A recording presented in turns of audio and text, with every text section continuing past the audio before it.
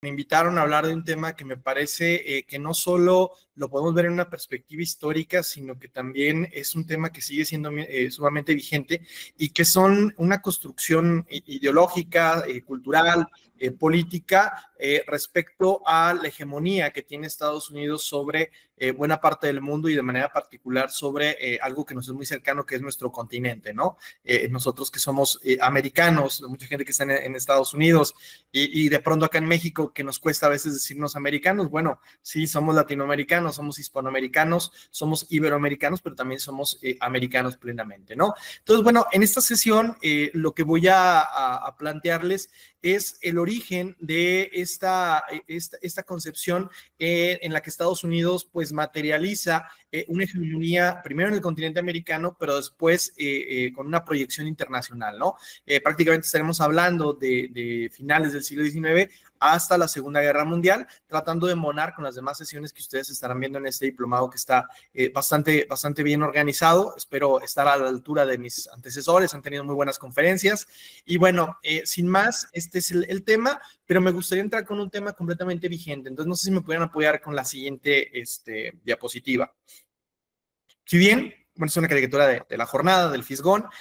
muy reciente, es el presidente de los Estados Unidos, y este mapa en el que podemos ver pues una cuestión muy política reciente sobre los debates que ha habido sobre este interés por imponer ciertas políticas de seguridad más allá de las fronteras, tratar de ponerle ciertas líneas en diferentes áreas de la política a México. Y me gustó esta caricatura porque curiosamente en blanco está arriba Groenlandia. Y es algo bien curioso porque pues precisamente Groenlandia, que aparentemente no es tan lejano, ha sido pues un tema de mucho debate, ¿no? Entonces, esta caricatura me gustaría tomarla para retomar algo que es muy importante. Una de las cuestiones que articula mucho del alcance social que tiene Trump hacia su electorado, pues es el que reivindica una cierta nostalgia imperialista. Esto de volver a hacer América great again, de volverlo a hacer grande, pues sin una proyección no solo en el término de América entendida como Estados Unidos, sino de América entendida como el continente americano. Y esta nostalgia, digamos, imperialista, ya explicaremos cómo entendemos imperialista, pues está muy anclada en el pensamiento político de Donald Trump y hace mucho eco con sus seguidores. De ahí que les dijera que es algo que es plenamente vigente y que ha sido una bandera que Trump y sus seguidores han sabido agitar no solo de manera, digamos, solitaria, sino que han logrado generar pues una atracción, hay que decirlo como tal. Si él ha podido estar 2 veces en la presidencia de los Estados Unidos, es porque tiene un electorado que lo sigue y que sigue estas ideas que evocan a una supuesta época dorada de los Estados Unidos, cuando los Estados Unidos eran una gran potencia, ¿no? Entonces, este mapa en el que vemos a México con la bandera de los Estados Unidos y que vemos a Groenlandia en blanco, en realidad, en la visión de este Donald Trump en su segunda versión, pues alcanza también a Groenlandia y esa bandera la tendremos que ser más grande, ¿no? Entonces, pudiéramos ver la siguiente. Y bueno, vamos a ir atados a un concepto, a una categoría política que ustedes vieron en sus sesiones pasadas, que es la doctrina Monroe. Y aquí es bien interesante y les pongo nuevamente una portada de la jornada, donde es Estados Unidos declara el fin de la doctrina Monroe. En 2013, Obama, el presidente en ese momento de Estados Unidos, dijo que Estados Unidos ya daría fin a esta política de carácter continental que en cierta forma pues encarna la raíz imperialista de los Estados Unidos, teniendo sobre todo el continente americano como esta posesión que se considera desde esta postura que les toca cuidar, vigilar, pero también poseer. Y Obama en este acercamiento que llegó a tener con Cuba en su momento, ustedes recordarán que hubo una apertura, se volvió a abrir la embajada en Cuba, se hablaba de una transición, pues declaró su gobierno que había muerto la doctrina Monroe, ¿no? Fue una noticia muy espectacular en América Latina, tan es así que no solo la jornada, sino prácticamente todos los periódicos del continente americano, de derecha, de izquierda, de centro, de arriba y de abajo, pues replicaron mucho esta declaración en donde se daba por muerta la doctrina Monroe. Claro, algunos con suspicacia, algunos con optimismo, otros muchos con pues una deuda bastante bien, bien construido, bien consolidada con la experiencia histórica, ¿no? Podemos dar a la que sigue. Sin embargo, en cuanto Trump fue electo por primera vez presidente para los Estados Unidos, declaró, no en cualquier foro, no en Fox News, no en un meeting, ni siquiera ante el Congreso de los Estados Unidos, sino ante la ONU, que la doctrina Monroe no solo no había muerto, sino que estaba más viva. Y lanzó una amenaza diciendo que Estados Unidos reivindicaba la doctrina Monroe en contra de la influencia de potencias extranjeras en América Latina. Y se refería de manera muy particular a China y a Rusia, pero particularmente a China, ¿no? Diciendo, bueno, aquí en el continente americano está viva la doctrina Monroe y somos nosotros quienes somos los únicos que podemos proteger, defender, pero también aprovechar los recursos, las bondades del continente americano, ¿no? Entonces, esta doctrina Monroe, de que ustedes ya vieron en alguna sesión pasada, pues no solo está más vivita de lo que creemos, sino que genera pues polémicas y es parte de la discusión pública actual. Entonces, me parece muy importante cuando me invitaron, pues no perder de vista que esto que estamos viendo acá tiene una vigencia plena y creo que el tratar de entenderlo históricamente con sus distintos momentos, con sus distintas etapas, nos ofrece una perspectiva analítica también que permite que veamos la pintura más allá de blanco y de negro, de buenos y de malos. Creo que hay que entender que Estados Unidos es una sociedad muy complicada, muy compleja, con muchos mosaicos, y me gustaría de entrada lanzar una idea que voy a tratar de desarrollar y decir que el imperialismo siempre ha ido de la mano del antiimperialismo, de estos movimientos intelectuales, movimientos sociales que reivindican en los derechos de los más débiles, los derechos de los de abajo. Y sí me gustaría decir algo que es importante. Estados Unidos, si bien sus gobiernos han mantenido una postura tradicionalmente imperialista, también dentro de los Estados Unidos ha habido un movimiento antiimperialista bastante sólido, encabezado por las comunidades indígenas, por el movimiento chicano, por el movimiento afrodescendiente, por las mujeres, por los migrantes asiáticos, por intelectuales también de muchísimas universidades. Entonces creo que es importante, y eso me gustaría hacerles una invitación por lo que vamos a estar platicando, que nos quitemos de entrada esta visión de bicolor, de buenos y malos, de blanco y negro, y que en realidad pensemos que esto es mucho más complicado, que es mucho más amplio, y que dentro de los Estados Unidos también hay estas tensiones que nosotros vivimos en nuestro continente. También hay que decirlo, en los países latinoamericanos hay imperialistas mucho más imperialistas que los que están en Wall Street y que han sido también pues cómplices de muchas de las intervenciones que han existido en nuestro continente, como también ha habido pues movimientos muy sólidos y muy antiimperialistas. Entonces creo que esto es importante, y si hablo tanto de nuestro continente es porque, como lo voy a explicar en el periodo que estamos analizando, pues es muy importante para el ascenso de los Estados Unidos esta perspectiva americana. Entonces, bueno, con esa introducción, decirles, hablamos de la doctrina Monroe, no es algo que esté en los libros de historia, que esté en Wikipedia, sino es algo que está en los periódicos, en las redes sociales, y que está en la discusión política del día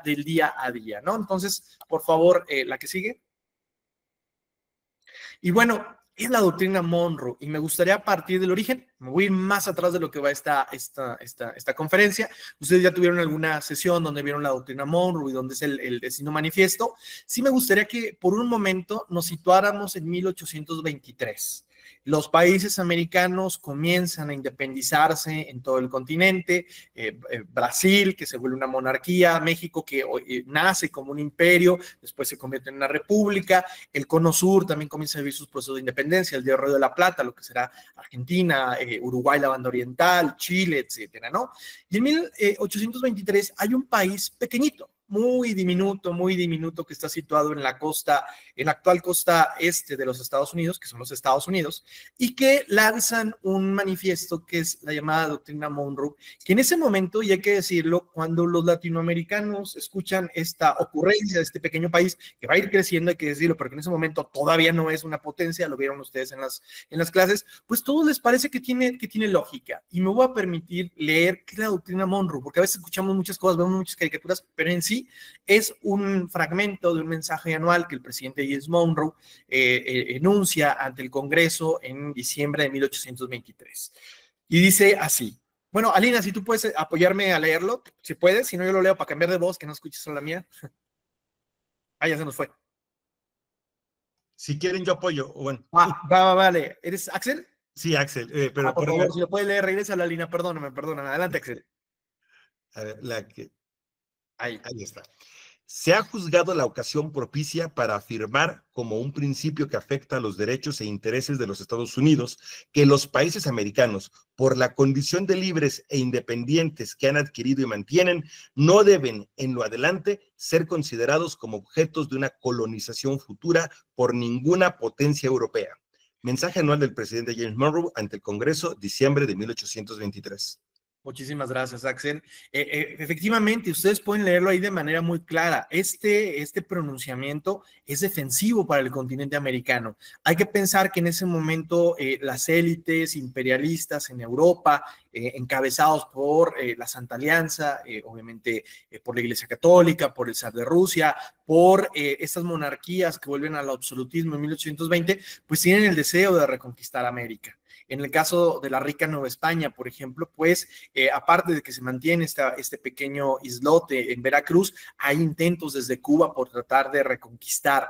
la antigua Nueva España, en ese momento ya la República Federal Mexicana, pero también hay intentos en Chile, hay intentos en Perú. Hay esta idea, pues, de volver a colonizar estos territorios que se habían emancipado. Y los Estados Unidos, sabiendo que también ellos habían padecido un intento de reconquista por parte de Inglaterra, pues lanzan este pronunciamiento que en realidad genera mucha simpatía, porque lo que ellos dicen es aquellos países que ya son libres e independientes no deben ser considerados como objeto de una colonización futura por ninguna potencia europea. En el momento coincide con el planteamiento, por ejemplo, de Artigas en Uruguay, que dice algo bastante similar, incluso proponen que los países americanos se defiendan a sí mismos. Bolívar, Guadalupe Victoria también lo llegan a pensar, por ejemplo, una cosa que les preocupa a ellos es Cuba, quitarlo del dominio español, y en ese momento esa doctrina Monroe, si bien ya hay quienes tienen suspicacias sobre los intereses de los angloamericanos, pues en realidad genera muchas simpatías porque es un pronunciamiento en contra de las potencias monárquicas europeas y de sus intentos por reconquistar el continente americano. Tengamos en cuenta que, por ejemplo, Alaska pertenece a Rusia y se ve por ahí una ventana que pudiera afectar al resto de los países americanos. Entonces, en este momento, esa es la doctrina Monroe. Sin embargo, la doctrina Monroe, a lo largo de estos dos siglos de existencia, ha sufrido una serie de reformulaciones y de reinterpretaciones. Si bien de entrada lo que enuncia es este compromiso, digamos, de los Estados Unidos por mantener a raya las potencias europeas dentro del continente americano, a lo largo de estos 2 siglos se fue transformando en una bandera que usaron los propios Estados Unidos, el gobierno de los Estados Unidos, para legitimar sus intervenciones y su potestad sobre los territorios de este continente. ¿Podemos dar a la que sigue, por favor? De manera muy puntual, uno de los principales afectados de esta reformulación que va teniendo la doctrina Monroe, pues es México, ¿no? Que pierde su antiguo norte en esta guerra de conquista que llevan a cabo los Estados Unidos después de haber adquirido una serie de territorios de potencias europeas, lleva a cabo esta guerra hacia 1846 que pues deviene en la pérdida del antiguo norte de México y que tiene como detonante una situación particular que es la anexión de Texas. Texas, no Texas, como se dice, sino Texas con J, con el sonido de J, pues fue un estado más de la República Federal Mexicana que hacia 1836 declara su independencia y se vuelve una república independiente por un periodo más o menos de 9 años. Y lo que es interesante con Texas, cuyo primer vicepresidente fue un yucateco, Lorenzo de Zavala, es que entre las particularidades que tiene, además de reivindicar un federalismo, digamos, mucho más fuerte del centro, una pelea con el centro, pues de fondo una de las cosas que provocan ese rompimiento, digo, esta sesión no va sobre eso, pero es un tema importante, pues es el tema de la esclavitud, ¿no? La esclavitud se prohíbe en la Nueva España todavía desde que los insurgentes se levantan en armas, ¿no? Los primeros decretos de Miguel Hidalgo son en contra de la esclavitud, los decretos de José María Morelos, de Guerrero, Guadalupe Victoria, etcétera, todos van reivindicando la abolición de la esclavitud. Sin embargo, en Texas se mantiene y esto provoca pues a la larga un rompimiento con el gobierno nacional de México y la proclamación de la independencia de Texas. Sin embargo, hay un momento dado en el que los Estados Unidos pues deciden absorber esta república, ¿no? Antes de que se dé esta anexión, hay un intento de parte de Inglaterra y de España por evitar, sobre todo de Inglaterra, pero España, que reconoce ya a México, por evitar que Texas se anexe a los Estados Unidos. En tanto ven y vislumbran con gran tino los británicos de manera muy pragmática que si Texas se vuelve parte de los Estados Unidos tendría el control de buena parte del Golfo de México y además se abriría la puerta para una expansión hacia el oeste, algo que ellos ven como algo peligroso. Los británicos en ese momento proponen una salida mediada, que era que no, ellos reconocían la independencia de Texas y forzaban a los Estados Unidos y a México a que también la reconocieran, de tal manera que Texas se hubiera convertido en lo que es algo similar a Uruguay, que sería un estado tapón, por decirlo de manera, lo digo de manera analítica, no de manera,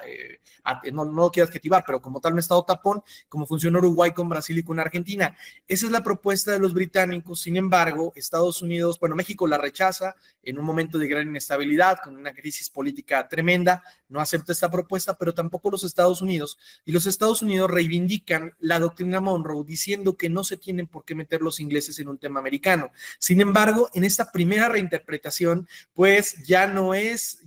una doctrina que defiende a los países americanos de ambiciones imperialistas, sino que les dice a los británicos, este es tema nuestro y lo que veamos en América es solo de nosotros y ustedes no se tienen que meter. Nosotros sí podemos anexarnos territorios, sí podemos atacar a otro país y nosotros estamos en derecho. Entonces, esta primera reformulación, y por eso me fui tan atrás, es muy importante porque de ese espíritu, digamos, original de 1823, en menos de 2 décadas hay una reconfiguración del sentido que tiene la doctrina Monroe, que sirve ahora para legitimar una guerra de agresión contra otro país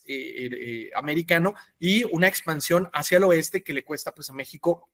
la mitad de su territorio, pero también a todas las poblaciones indígenas pues les cuesta en muchos casos incluso el exterminio. Entonces, bueno, tenemos estos antecedentes.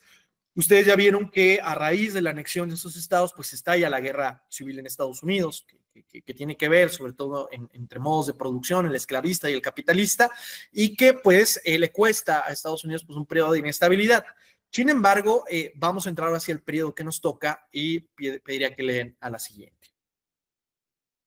Hacia mediados de 1870 ocurre a nivel global algo que se denomina la primera globalización económica. La segunda globalización nos ha tocado prácticamente, yo creo que a todos los que estamos aquí, atestiguarla, y esta primera globalización económica, que Eric Hobsbawm también llamó como la era de los imperios, se desarrolla entre 1870 más o menos y entre 1914, es decir, cuando estalla la Primera Guerra Mundial. Y se habla de que es una primera globalización económica porque hay una expansión del sistema capitalista que permite la integración de los mercados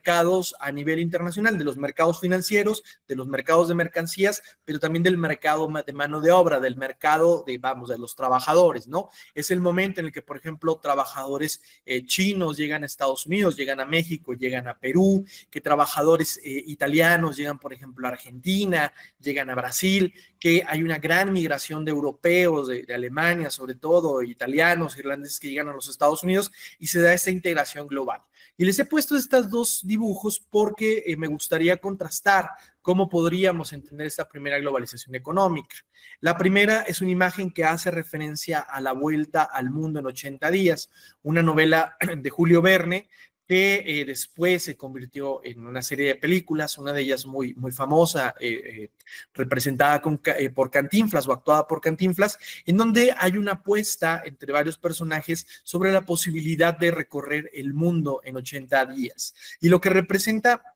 esta película es precisamente la integración que se da a través de las vías de comunicación que ya están en esa época. Si ustedes recordarán, hay viajes en globo, hay viajes en ferrocarril, hay viajes en barcos de vapor, y lo que hay en este mundo de finales del siglo XIX es un mundo que se achica en términos que pues hacen que las comunicaciones permitan una integración muy importante, ¿no?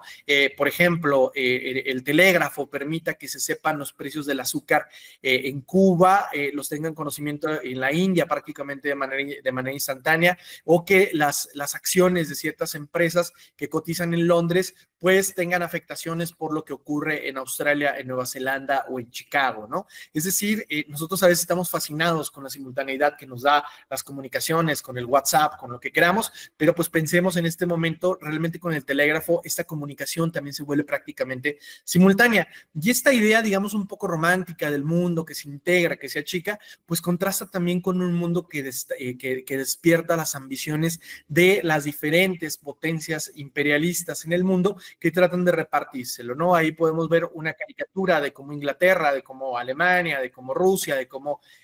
Japón comienzan a dividirse el mundo, sobre todo China, sobre todo África, y estas potencias, la mayor parte monárquicas o de origen monárquico, con un sistema de gobierno monárquico, pues se reparten el mundo tratando de ganar mercados, tratando de ganar espacios de dominio. Y en este momento o en este contexto es cuando también los Estados Unidos comienzan a ascender y a convertirse en una potencia regional, en una potencia continental. Pensemos de nuevo lo que les decía, pasan de ser un pequeño país diminuto situado en la costa actual costa este de los Estados Unidos, a expandirse hacia tener una salida en el Pacífico, ocupar los puertos mexicanos de San Francisco, de San Diego, que aquí sí lo estaban habitados, no es que estuvieran solos, o sea, había población, también había población indígena, llegan a convertirse no solo en una potencia, digamos, norteamericana, sino en una potencia continental. La que sigue, por favor. Y esto nos lleva a entender cómo en este mundo, en esta era de los imperios, en la que hay gobiernos, hay estados que tratan de incorporar a sus sistemas comerciales, a sus circuitos comerciales, a sus sistemas financieros, territorios que antes no estaban bajo su dominio, África, Asia, por supuesto Oceanía, pues comienzan a pelearse por estos territorios. Los Estados Unidos, que paradójicamente, ahora vamos a hablar sobre ellos, son una república, desarrollan lo que podríamos denominar un imperialismo a la americana. Ahí podemos ver en ese sentido pues una caricatura de principios del siglo XX muy representativa de la revista argentina Caras y Caretas, donde vemos a este famoso tío Sam que proyecta su sombra tenebrosa sobre el continente americano. Es decir, el imperialismo de esta república se proyecta sobre el continente americano y es la manera, es el territorio que ellos consideran en primer término como aquel que naturalmente permite materializar a Estados Unidos como una potencia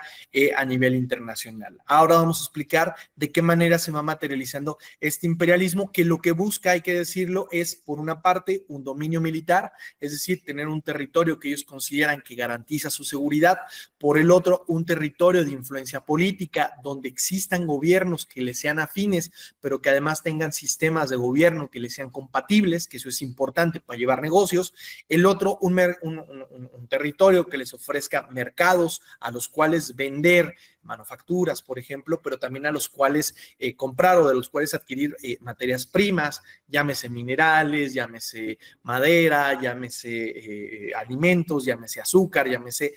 café, y por el otro, pues finalmente un imperio también en el que en su visión ideológica pues le permita a los Estados Unidos sentirse cómodo como una potencia global, con una forma de dominio distinta a la que tienen, por ejemplo, los británicos o los franceses en Asia y en África. Lo vamos a ir explicando, pero que es importante cómo ellos tienen una suerte de dominio indirecto,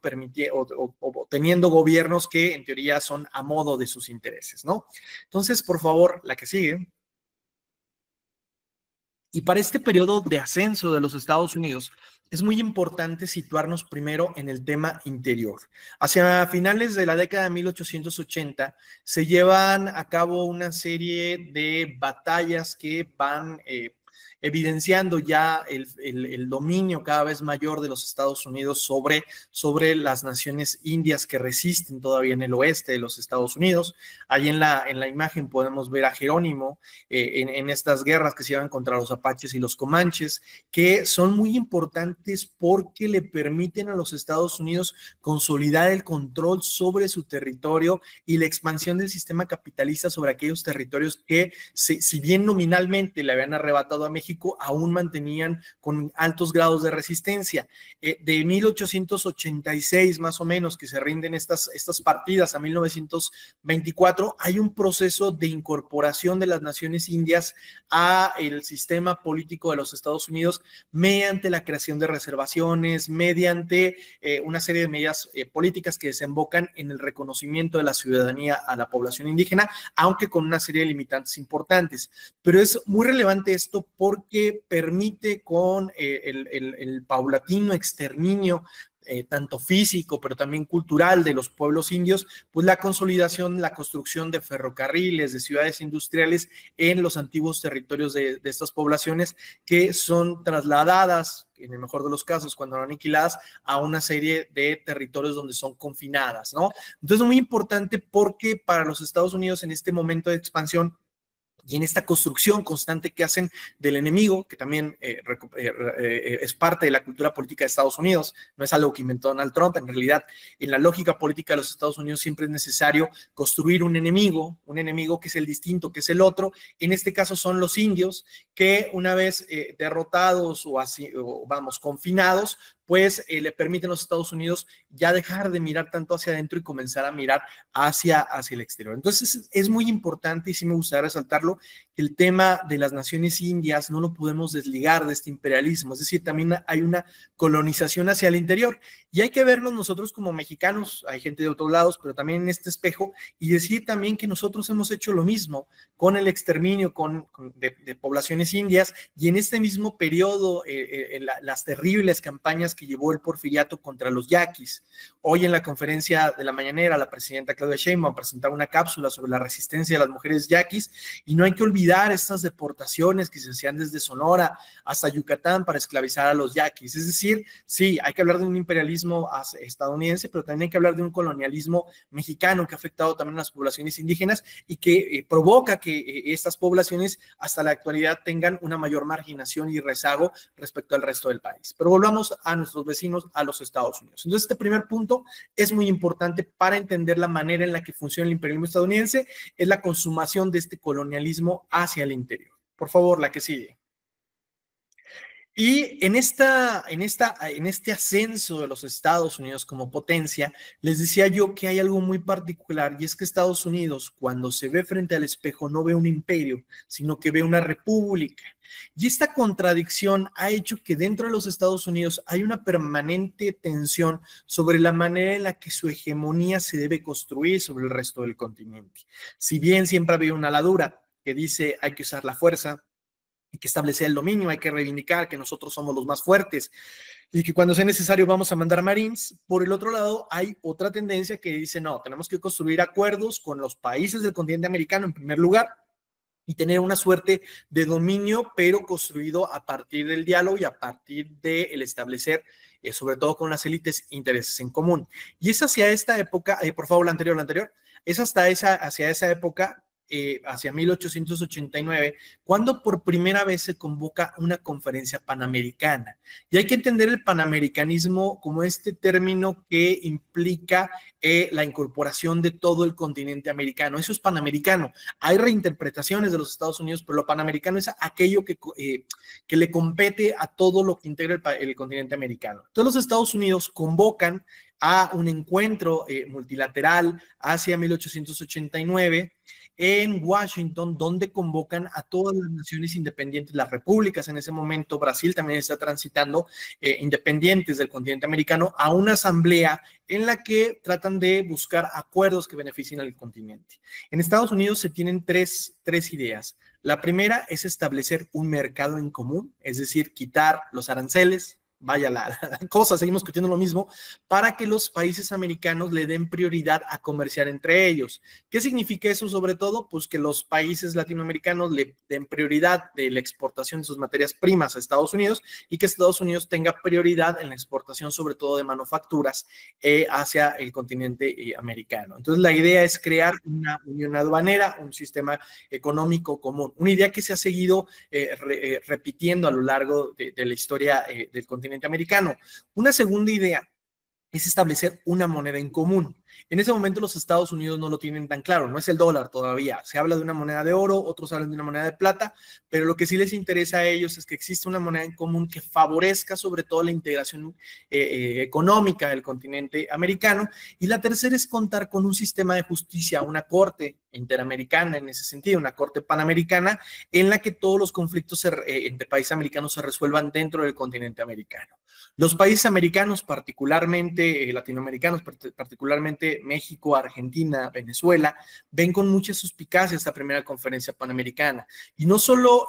los grupos diplomáticos, sino también pensadores como José Martí, uno de los grandes antiimperialistas, nacionalista cubano, que ven con mucha suspicacia estos intentos de los Estados Unidos, pues ven que lo que se está ofreciendo es la zanahoria, pero lo que está detrás es el garrote. ¿Por qué? Porque al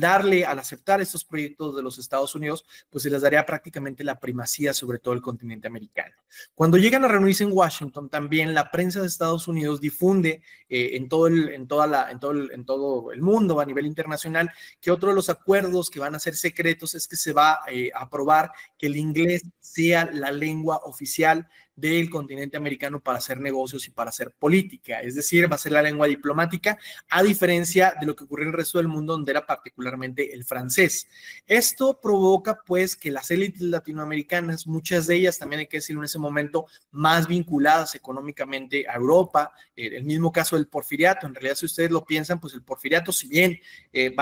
tuvo mucha cercanía con Estados Unidos, en realidad su inspiración era sobre todo francesa, el afrancesamiento. El caso de Brasil, había muy buena relación con lo que era, con lo que después sería Alemania, Francia tenía mucha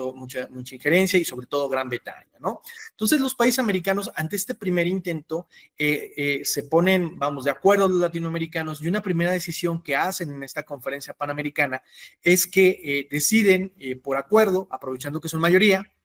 que las lenguas oficiales de estos encuentros van a ser el español, el francés por los haitianos, el portugués por los brasileños y el inglés por los estadounidenses, y que en las conferencias se van a poder hablar cualquiera de los cuatro idiomas. Esto provoca que dentro de Estados Unidos las sesiones mayoritariamente se lleven en español, no porque los diplomáticos no supieran hablar inglés, sino porque era una manera de resistir. Finalmente también la lengua es una manera de resistir, y esto provoca pues que los intentos, digamos, amables de Estados Unidos por conquistar el continente, pues fracasen y sus tres proyectos se caigan. No se consolida una unión aduanal, no se adopta una moneda en común, ni tampoco se adopta un tribunal. Entonces, pese a esto, Estados Unidos, en esta dinámica, en esta tensión que tiene de ser una república imperial, retoma a principios del siglo XX nuevamente esos encuentros multilaterales y crea un organismo multilateral que es la Unión Panamericana, que es el antecedente de lo que hoy conocemos como la Organización de Estados Americanos, la OEA. Entonces, es muy importante esto, también pensar cómo desde los Estados Unidos, en estas tensiones que hay, y que hay también pues una fuerte tensión también interna por no hacerlo todo a través de las bayonetas, sino también de la política, pues este primer intento, que era muy ambicioso, pues no tiene éxito, hay una serie de resistencias, y aunque se mantiene este multilateralismo incipiente, pues en realidad no se llega a consolidar como los Estados Unidos querían. Entonces, la que sigue, por favor. Pero eso nos lleva a que aún así los Estados Unidos comiencen a proyectar lo que va a ser una nueva doctrina Monroe. Hablamos de la primera, la de 1823, luego la que se da con la Guerra de México, y después ya en este periodo de la primera globalización hay una visión que tienen los Estados Unidos por apoderarse del continente americano, si bien por la parte política ven que está difícil, por la parte diplomática, de manera muy puntual les interesa tener un dominio sobre lo que ellos considerarían su Mediterráneo natural, que es el Golfo de México particularmente, y el acceso o la conexión entre el Atlántico y el Pacífico. De ahí que en esta caricatura lo que vamos a ver es estos intentos que va llevando los Estados Unidos por apoderarse y consolidar la construcción de un canal centroamericano. Originalmente se plantea en Nicaragua, después se materializa en Panamá. Panamá era una parte de Colombia que se emancipa, apoyado mucho por Estados Unidos, pero también por el nacionalismo panameño. Eso lo podremos discutir después, pero la realidad es que se construye el canal de Panamá y los Estados Unidos se apoderan de él. Y esto va de la mano de un proceso de expansión a costa de la otrora potencia imperial dominante en el continente americano, que no es otra que España. Por favor, la que sigue.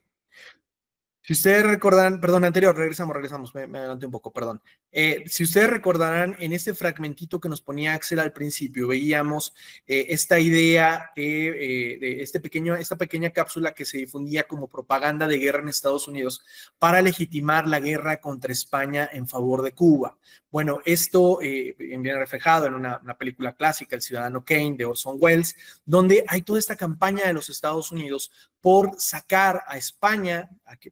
porque sacar a España del continente americano, pero también por apoderarse de sus antiguos dominios imperiales, ¿no? En este caso, después de las independencias de gran parte de Hispanoamérica, España aún conservaba Cuba, que no era cualquier cosa. Cuba era la joya de la corona, siempre por la posición estratégica que tiene, por la producción de azúcar, pero sobre todo por las conexiones que tiene. Conservaba Puerto Rico en el continente americano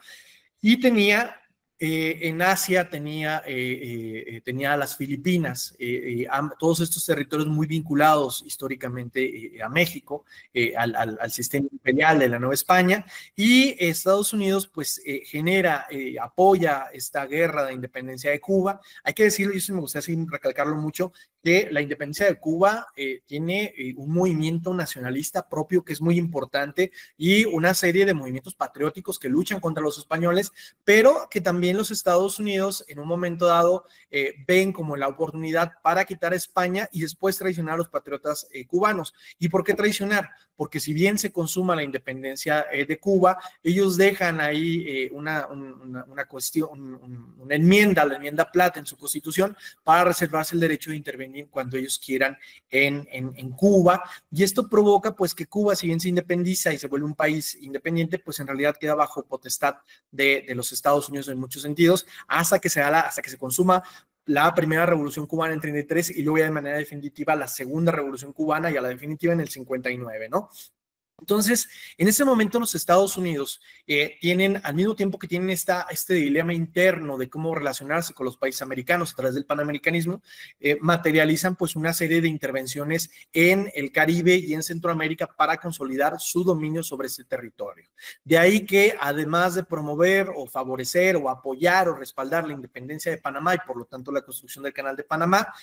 apoyen la independencia de Cuba. Se crea Guantánamo, por ejemplo, que sigue siendo una de las cosas más terribles que siguen siendo hasta la fecha, y en el caso de Puerto Rico, pues lo dejan en un estatus bastante raro, que hasta la fecha es Estado libre asociado, se vuelve una serie de colonia no colonia, pero que sigue bajo el dominio, o que queda bajo el dominio de los Estados Unidos, y también se apoderan de Hawái y de las Filipinas, ¿no? Digo, esto parece canción de Bad Bunny, pero en realidad es esta conexión Puerto Rico, Hawái, Filipinas, y esta visión es una visión geoestratégica muy interesante de los Estados Unidos, que no es propia tampoco, no es algo que no se le hubiera ocurrido a alguien antes. Cuando México se independiza, la visión que se tiene en el gobierno de Iturbide y luego en el gobierno de Guadalupe Victoria en materia de política exterior es independizar a Cuba, anexarla a México, que tiene toda la lógica, o mantenerla como un país independiente, pero tenerlo ahí, y mantener la conexión con Filipinas e incluso, de ser posible, anexarla o por lo menos mantener ese vínculo hacia el Caribe y hacia el continente asiático, ¿no? Entonces, México no lo puede hacer por muchísimas cosas, las problemáticas que tiene internas, una economía que padeció mucho la guerra, la falta de barcos, que parece una tontería, pero es muy importante. Los barcos españoles, no se permite construir barcos en el continente americano, y los pocos que hay se pierden en las guerras napoleónicas, y digamos, México nunca lo materializa, pero sí queda plasmado en la visión que se tiene. Y los Estados Unidos también retoman esta visión porque se dan cuenta que es la manera de tener una visión hacia el mundo y un control hacia el mundo, ¿no? Tener un enclave en Asia, las Filipinas, y tener el control sobre el Caribe. Entonces, en este momento se da una reformulación a la doctrina Monroe y se adopta lo que se llama el corolario Roosevelt, el primer Roosevelt, Teddy Roosevelt, donde lo que él enuncia es este derecho que tendrían los Estados Unidos a intervenir permanentemente en el Caribe, en Centroamérica, con la bandera de poner el orden, ¿no? Sobre todo de cobrar deudas o de instaurar gobiernos a modo. Esto provoca pues una serie de inestabilidades en Centroamérica. Hay que pensar que Centroamérica nace como un país una república centroamericana que por guerras internas se fragmenta, pero que vive varios intentos de unificarse, volverse un solo país, y que ahí sí, y también, por eso les digo, siempre hay que vernos también en el espejo y ser críticos con nosotros mismos, tanto los Estados Unidos, pero también como México, han incidido históricamente o incidieron históricamente en que no se consolidara nuevamente este país. Los Estados Unidos, porque al final de cuentas divididos es mucho más fácil controlarlos, y México porque temía tener un país fuerte al sur que se pudiera aliar con los Estados Unidos y quedar como en medio de estos dos, ¿no? Entonces, Estados Unidos en ese momento proclama pues este imperialismo, sobre todo de carácter regional, y lo que hace pues es sacar a España del escenario, quedarse con el control del Caribe e irse expandiendo primero hacia Hawái y hacia Filipinas, generando pues nuevos circuitos de comercio, ¿no? Entonces los Estados Unidos en este periodo de la primera globalización van ascendiendo y se van convirtiendo en una potencia regional. Importante, aún no son los principales socios de los países del sur del continente. No hay países como Argentina o como Brasil o como Chile, sus principales vínculos son sobre todo con Gran Bretaña, con Francia, con Alemania, lo decimos. Sin embargo, ocurre algo que genera una integración continental prácticamente forzosa y que consolida a los Estados Unidos como una gran potencia. La que sigue, por favor. Y esto es la Primera Guerra Mundial. Y ahí van a ver de manera contrastante ustedes pues una caricatura de este tío Sam que extiende sus pies hasta Sudamérica, que pone un garrote, que nadie se mete acá, y por el otro lado pues un mapa clásico de la Primera Guerra Mundial, donde sobre todo los territorios en disputa pues son los europeos, ¿no? Lo que ocurre de 1914 a 1918 pues es una de las mayores tragedias en la humanidad, esta guerra donde los viejos imperios comienzan a pelearse entre ellos, chocan finalmente, y lo que provoca pues va a ser el desmoronamiento de algunos de ellos, y los Estados Unidos, que entran tarde a la guerra, entran ya cuando la guerra va muy avanzada, tienen en este conflicto pues la oportunidad de ascender internacionalmente. Y ascender internacionalmente por varias cosas. Una, porque el Canal de Panamá les permite mantener la comunicación comercial a nivel internacional, pero también la integración con los países del sur. Es un momento en el que el sur comienza a ver al norte y el norte finalmente ve que sus intentos de acercamiento pues se ven materializados por una situación pues prácticamente que no se puede eludir, que es una guerra en el continente europeo y la necesidad de los sudamericanos de tener pues un socio comercial, en este caso los Estados Unidos. En ese contexto, México vive una revolución, la Revolución Mexicana, y los Estados Unidos pues ven esto que ocurre al sur de su frontera pues como una gran amenaza,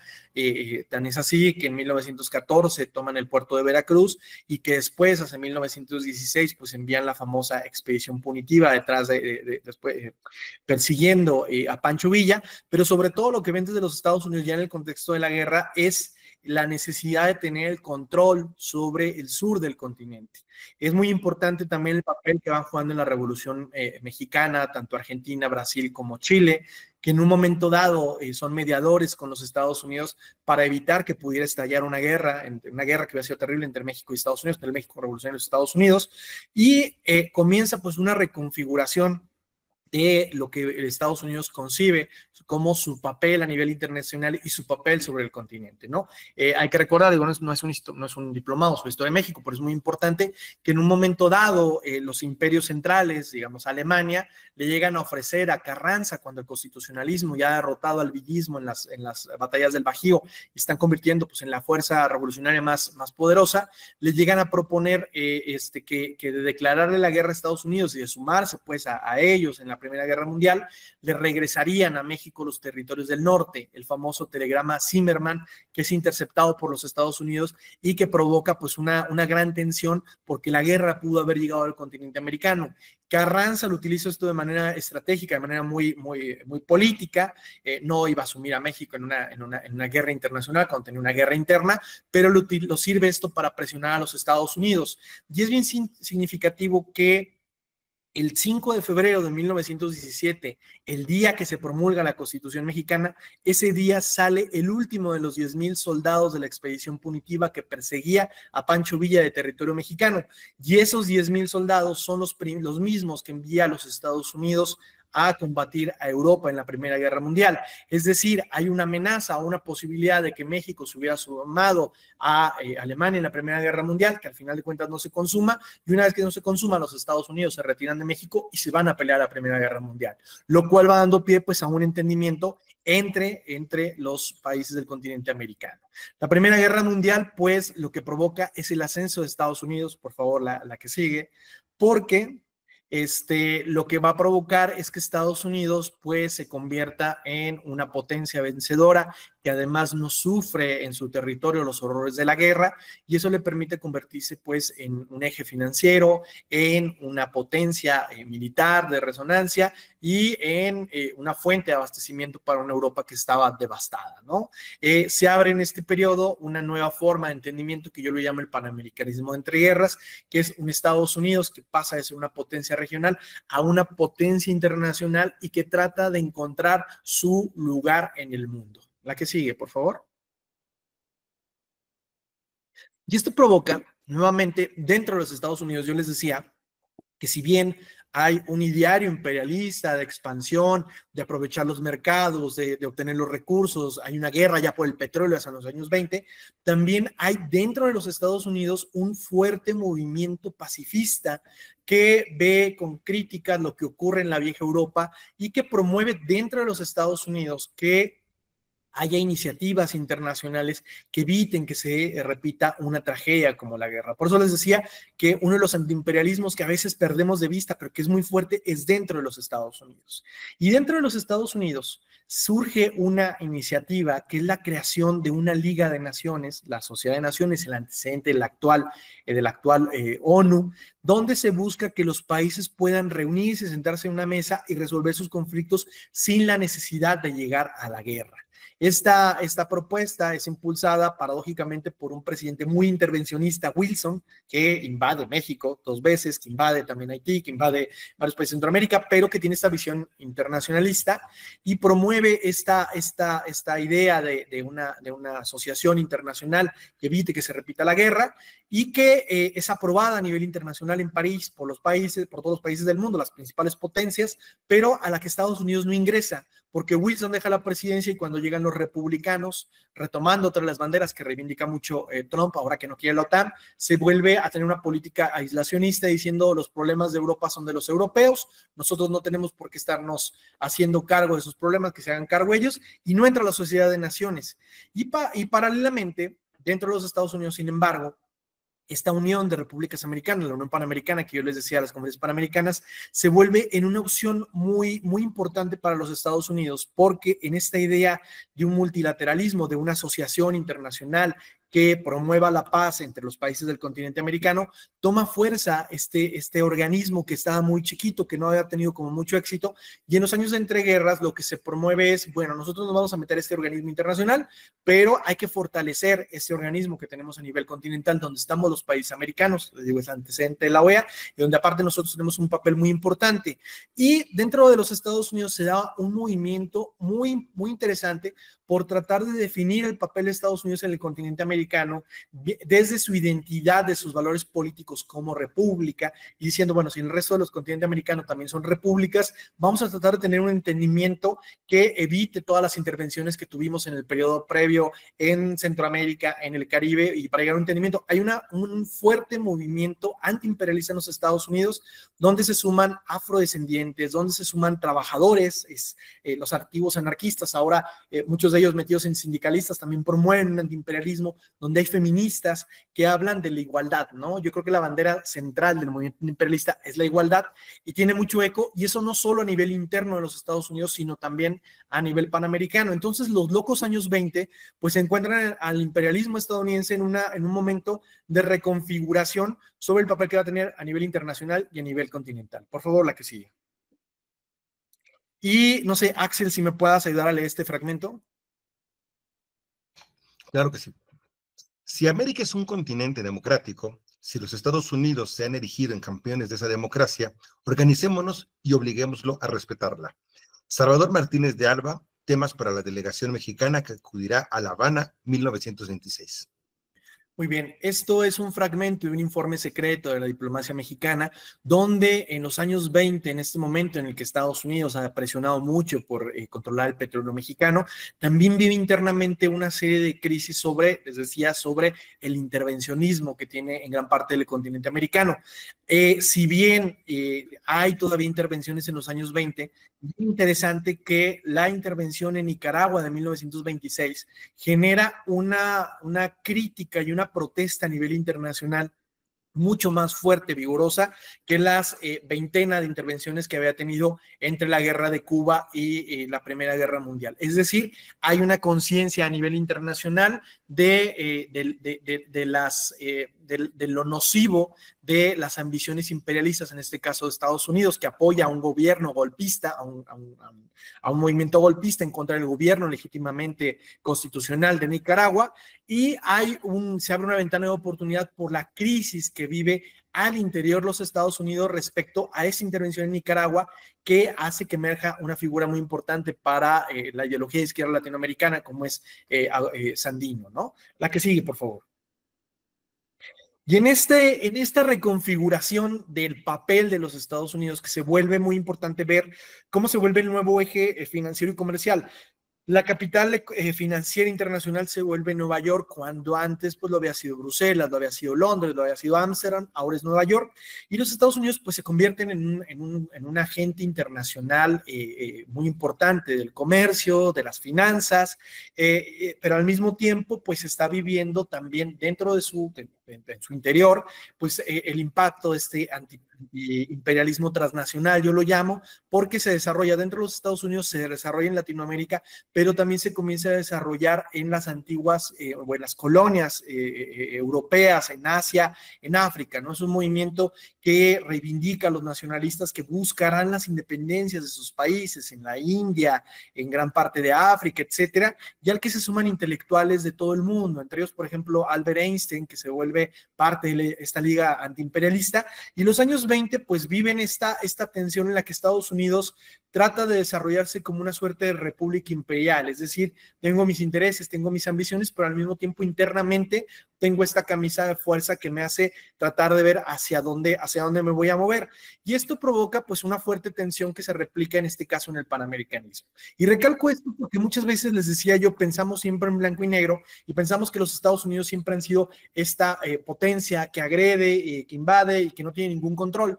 Pero en realidad pasamos de un periodo, el que fue el de la primera globalización, donde los Estados Unidos intervienen a diestra y siniestra en Centroamérica y en el Caribe, a los años 20, donde de pronto hay estas tensiones internas que hacen que los gobiernos de Estados Unidos incluso lleguen a proclamar hacia finales de la década la política de la buena vecindad, que evidentemente, claro, que esconde intereses comerciales, económicos, pero sí hay una contención que surge mucho desde el interior de los Estados Unidos. Y eso sí me gustaría recalcarlo porque es muy importante no perderlo de vista, ¿no? La que sigue, por favor.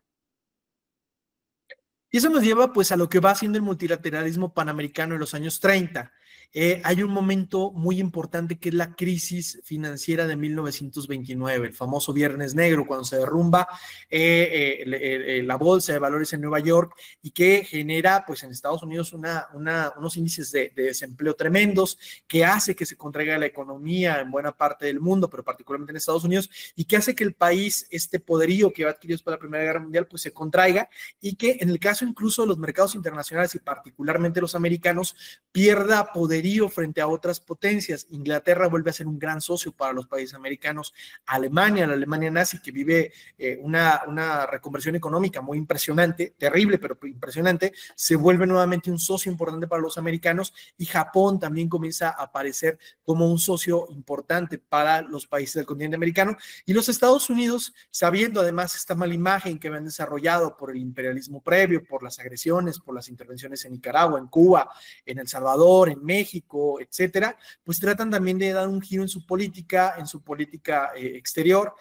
adoptan la política de la buena vecindad, les decía yo, primero en 1828, después ya con el segundo Roosevelt, Franklin Delano, allá en 1933, y los años 30 lo que vemos es un periodo de fuertes tensiones donde en realidad se parece mucho al mundo actual. no hay una potencia dominante como tal, sino que en realidad hay una serie de potencias internacionales. Hay un mundo multipolar donde está Alemania, donde está Japón, donde está Inglaterra, donde están los Estados Unidos, y son los países que están dominando el mundo, y los Estados Unidos a cierto modo pues pierden cierta potestad. Tan es así que, por ejemplo, la guerra del Chaco y de Leticia que se da en Sudamérica, los mediadores acaban siendo europeos, no los Estados Unidos, ¿no? Entonces, nuevamente esta idea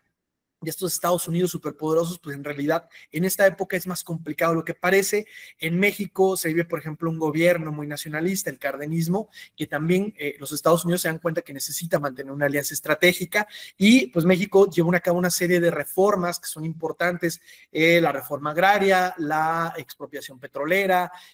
una serie de reivindicaciones también de los obreros, que en Estados Unidos son vistos con recelo, pero que en realidad tampoco llegan a generar un rompimiento como tal. Sí hay una tensión, pero los Estados Unidos se dan cuenta que el mundo, este mundo multipolar, va caminando hacia una polarización tremenda y necesitan estos aliados, ¿no? También se da la Guerra Civil Española, que en el continente americano pues tiene una gran repercusión. En México se vuelve prácticamente una guerra doméstica, ¿no? Entonces, en este momento los Estados Unidos nuevamente vuelven a reconfigurar la doctrina Monroe y hablan de una política de la buena vecindad, donde entienden el panamericanismo no como un Estados Unidos que guía y que domina el resto de los países americanos, sino como un panamericanismo entendido como algo que promueve el entendimiento entre todos los países del continente y la igualdad. Roosevelt, de manera también estratégica, si ustedes quieren, pero llega a reivindicar la no intervención, llega a aceptarla, se retiran las tropas que estaban en Haití en ese momento, en 1933, se retira también la enmienda Platt, que mantenía este dominio sobre Cuba por un movimiento internacionalista de Cuba, pero hay como un cambio en la política de los Estados Unidos y hay un protagonismo muy fuerte de los grandes países latinoamericanos por tratar de llegar a un entendimiento en un mundo que va encaminándose hacia la Segunda Guerra Mundial. La que sigue, por favor. Axel, ¿nos puedes ayudar a leer esto? Claro que sí. Un verdadero panamericanismo solo será posible y fecundo si nuestras repúblicas gozan de la libertad de acción necesaria para resolver sus problemas, sin extrañas injerencias conforme a sus intereses nacionales y las circunstancias políticas interiores. Francisco Castillo Nájera, embajador de México en Washington, 1935. Bueno, Castillo Nájera fue el embajador del cardenismo en los Estados Unidos, antiguo médico del Ejército Constitucionalista, general revolucionario, y aquí podemos ver plasmado lo que ocurre en los años 30 con un Estados Unidos al que se le plantea de cara a este panamericanismo. Y es bien interesante porque este panamericanismo también se mexicaniza, es decir, para México también ahí está, y para Brasil, y sobre todo para México, para Brasil y para Colombia, esta idea de que es importante frente a lo que está pasando en Europa con el ascenso de los fascismos, mantener una unidad dentro del continente americano, y se plantea esto de manera muy clara a los Estados Unidos, que les digo, en este momento vive esta tensión interna, esta tensión por la crisis de 1929, y tiene esta reconfiguración de su papel a nivel internacional, pero sobre todo de su papel frente a México. Es decir, quiero recalcarlo, contrasta con este periodo que vimos previamente. El que sigue, por favor.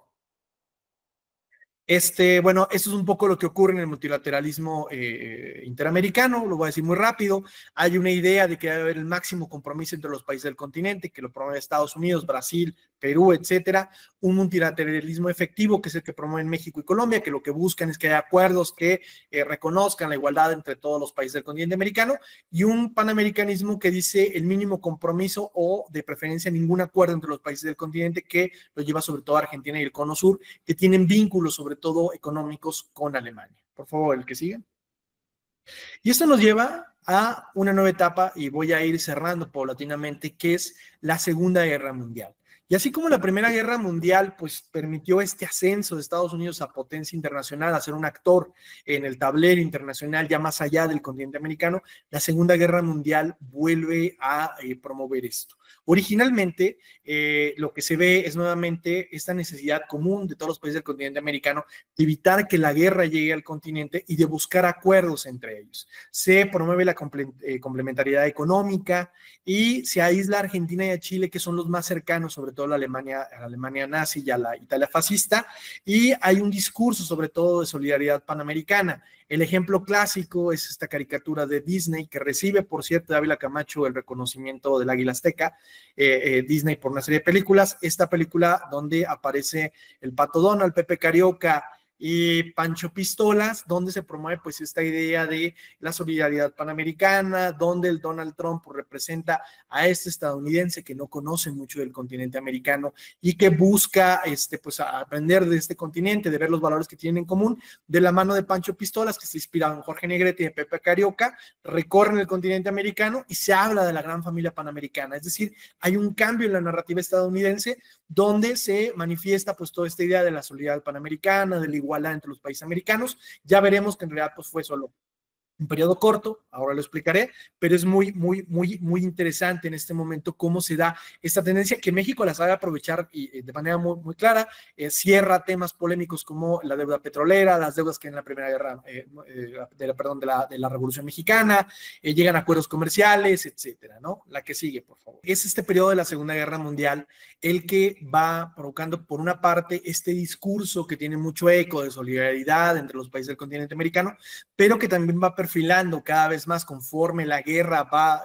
haciendo evidente que Alemania va a ser derrotada, pues la ambición que va a tener los Estados Unidos por convertirse en una potencia imperial, ya no solo con alcances en el continente americano, sino a nivel internacional. Y quiero presentarle estas caricaturas que son mexicanas, de cómo se veía en esos momentos la solidaridad panamericana.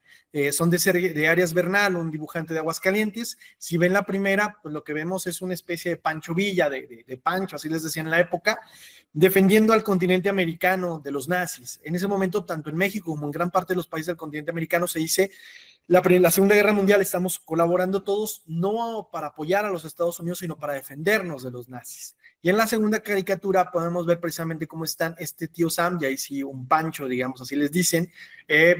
burlándose juntos de Hitler, ¿no? Esta propaganda lo que promueve, pues es esta idea entre iguales, entre países que son solidarios, que son compañeros, que son colegas y que tienen valores en común. Eso es muy importante de nuevo desde Estados Unidos, su cultura política, que son repúblicas, que tienen gobiernos electos, etcétera, ¿no? La que sigue. Sin embargo, cuando la Segunda Guerra Mundial está por acabar, comienza a vislumbrarse poco a poco que los Estados Unidos ya ven que en el nuevo contexto de la posguerra se abre la posibilidad de tener pues, un dominio a nivel internacional. De ahí que en esta conferencia que se lleva a cabo en el Castillo de Chapultepec, que es muy poco conocida, proponen algo que después retomarán, y es la propuesta del libre mercado. Ellos lo que quieren es que los países latinoamericanos desistan de su industrialización y apuesten sobre todo por la producción de materias primas, de minerales, de alimentos, etcétera, que complementen la economía de los Estados Unidos. Los países americanos ya se habían industrializado de manera importante desde los años 30. México había creado, por ejemplo, la Comisión Federal de Electricidad y había dado pasos importantes en el contexto de la guerra para industrializarse. Los Estados Unidos lo que quieren promover, de acuerdo a sus intereses, es el libre mercado.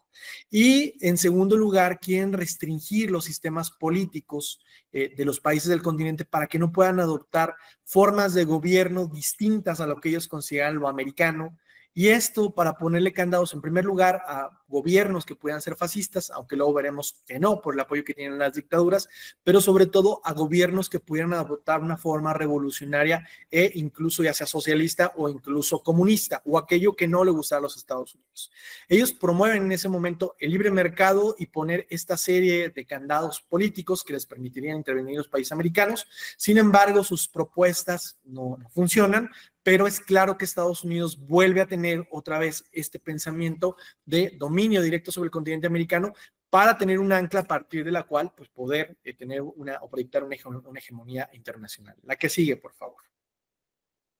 Y lo que vamos a ver es un tránsito, y con esto voy a cerrar, de 1948 hacia 1965, donde los Estados Unidos comienzan una transición importante para consolidarse ya nuevamente en una política imperial, en un sistema internacional donde existen dos superpotencias, la Unión Soviética y los Estados Unidos. Y el imperialismo de los Estados Unidos vuelve a las formas que había tenido a principios del siglo XX, de un intervencionismo constante en el continente americano, pero también en otras partes del mundo, bajo la supuesta bandera de defender los ideales, en este caso democráticos, ¿no? Los valores republicanos, etcétera, aunque en realidad pues lo que vemos son los propios intereses económicos de Estados Unidos, ¿no? Le podemos dar a la que sigue, Bajo esta bandera, pues comienzan a promover un tránsito de ese organismo que habíamos visto, que era la Unión de Repúblicas Americanas, la Unión Panamericana,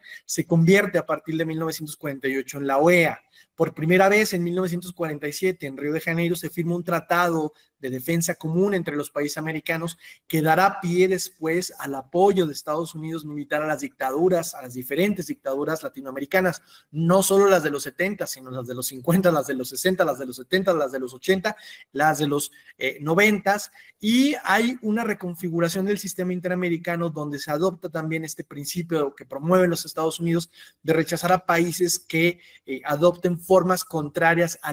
la forma americana de gobierno, pues entendida como lo que Estados Unidos determine. Y eso provoca a nivel continental, después de un golpe también en Irán, a nivel continental, uno de los golpes de Estado más dramáticos, que es en Guatemala, cuando se vive en el país centroamericano la llamada primavera guatemalteca, y que son una serie de gobiernos que promueven una serie de reformas importantes, y hay un golpe de Estado promovido por la CIA, promovido también por las élites guatemaltecas, en contra del gobierno de Jacobo Arbenz, que había tratado de impulsar una pequeña reforma agraria para beneficiar a miles de campesinos que vivían en condiciones de miseria y que afectaba a la United Fruit Company, esta transnacional que se había apoderado de Centroamérica, y esto provoca pues el enojo de las élites estadounidenses y si bien habían sido, no era un gobierno comunista, era un gobierno elegido de manera democrática, ni siquiera había llegado por la vía revolucionaria, pues sufre un golpe de Estado y es derrocado Arbenz bajo la acusación de que había adoptado una forma no americana y se le acusa de ser comunista, que se convierte pues en una de las banderas más fuertes de la Guerra Fría, que es el anticomunismo, que promovido por los Estados Unidos coincide con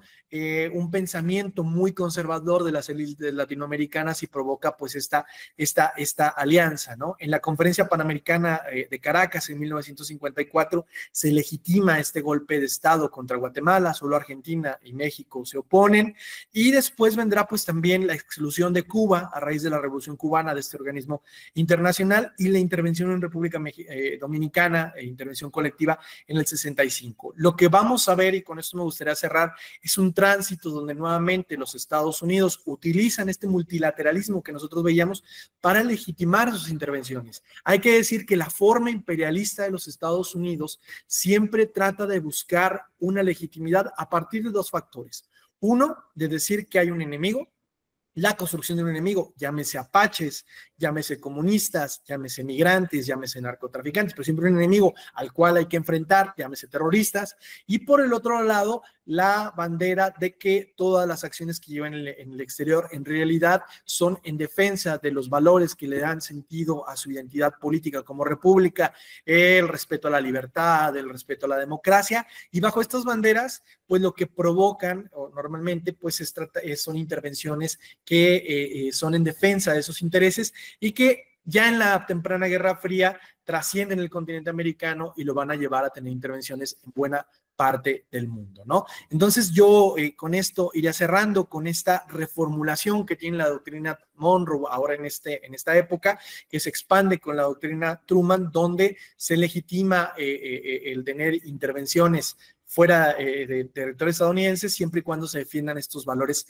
americanos, estos valores estadounidenses. Y muy importante también que pese a esto, también en los Estados Unidos, hacia los 50, hacia los 60 sobre todo, y hacia los 70, también se va desarrollando cada vez de manera muy vigorosa un movimiento dentro de los Estados Unidos que también critica esta forma política. Es el gran auge nuevamente del feminismo, el gran auge del movimiento por los derechos civiles de los afrodescendientes y el gran auge del movimiento chicano y el gran auge también del movimiento indígena, que incluso lleva a rebeliones armadas y que ustedes lo verán en otras sesiones, pero que esta forma imperialista muy vigorosa también provoca dentro de los Estados Unidos una reacción antiimperialista muy vigorosa que será muy perseguida por el FBI y por la CIA. Muchísimas gracias por su paciencia.